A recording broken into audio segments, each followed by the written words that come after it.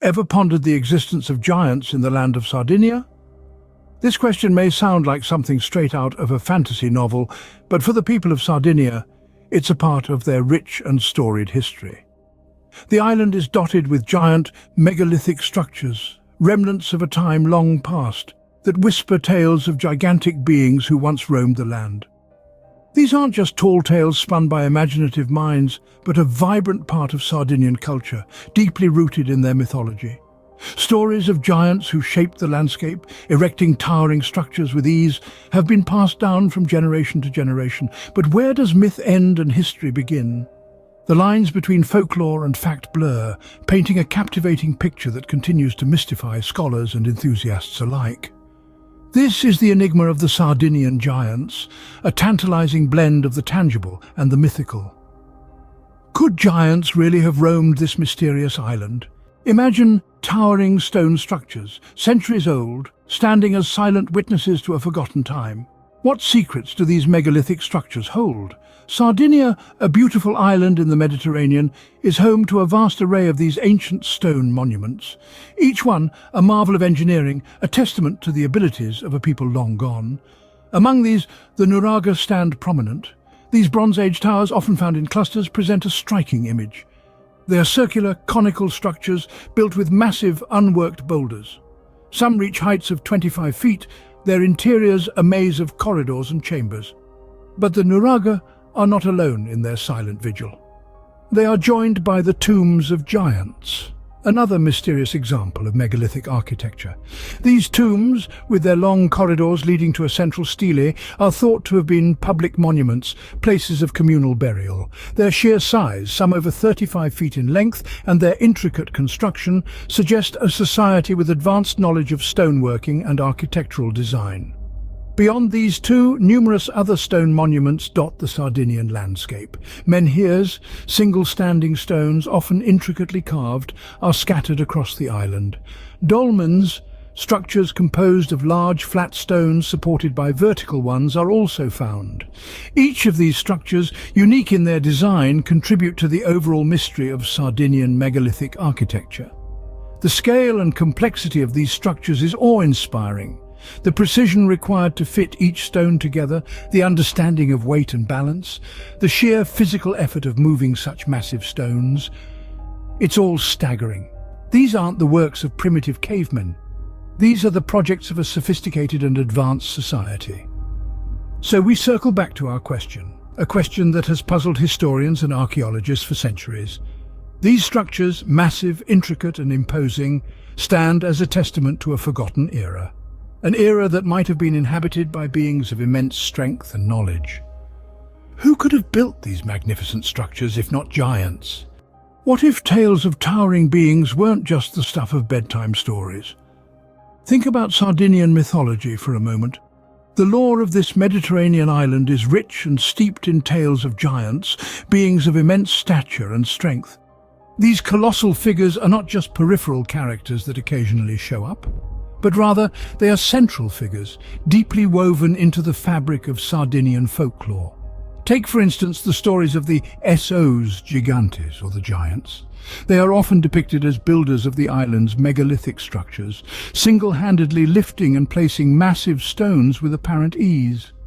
Their presence in these tales speaks to their importance in the cultural memory of the island's inhabitants. Then there's the legend of Gruthas, a giant shepherd who roamed the Sardinian landscape.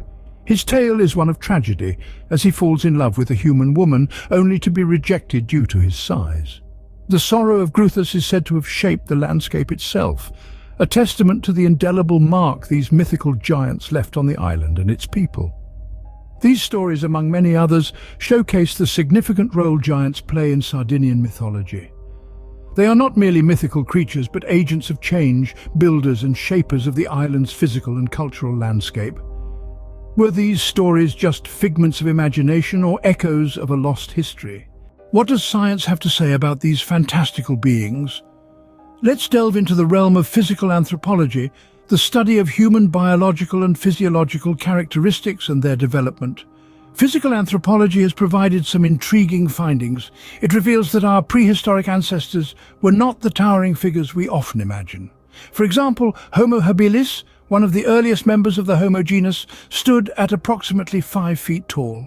On the other end of the spectrum, we have Homo neanderthalensis, or Neanderthals, who were closer to our stature, standing around 5.5 to 6 feet tall. Now let's consider the proposed height of the Sardinian giants. Legends suggest these beings were of a colossal stature, dwarfing even the tallest of our prehistoric ancestors. The sheer size of the megalithic structures in Sardinia certainly seems to support this notion. However, it's important to remember that the height of an individual, or a species, is influenced by a complex interplay of genetics and environmental factors. The natural world is no stranger to exceptions and outliers. So while physical anthropology suggests that our ancestors were not giants, it doesn't entirely rule out the possibility of unusually tall individuals or groups. After all, even today, we have individuals who reach heights of over 8 feet due to various genetic conditions. Could our ancestors have been of such a colossal size? The question remains open, piquing our curiosity and inviting us to explore deeper into our mysterious past. Where does the line blur between fact and fiction? This is the question we find ourselves grappling with as we delve deeper into the mysteries of the giants of Sardinia. Let's take a moment to examine the archaeological evidence. Excavations on this island have uncovered numerous large stone structures and tombs, known as nuraga and giants' graves. These constructions are a testament to an ancient culture with an impressive mastery of stonecraft. But it's not just stones that point towards the existence of large inhabitants. Skeletal remains have been discovered that are larger than the average for the time period, firing up the imagination about the possibility of giants.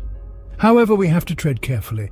The size of these remains is not necessarily indicative of a race of giants, but could simply reflect a healthy, well-nourished population.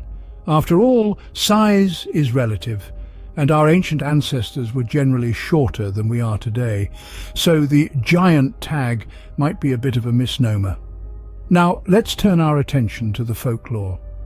The local legends are rife with tales of giants who were said to have built the Nurag and lived in Sardinia long before the arrival of regular-sized humans.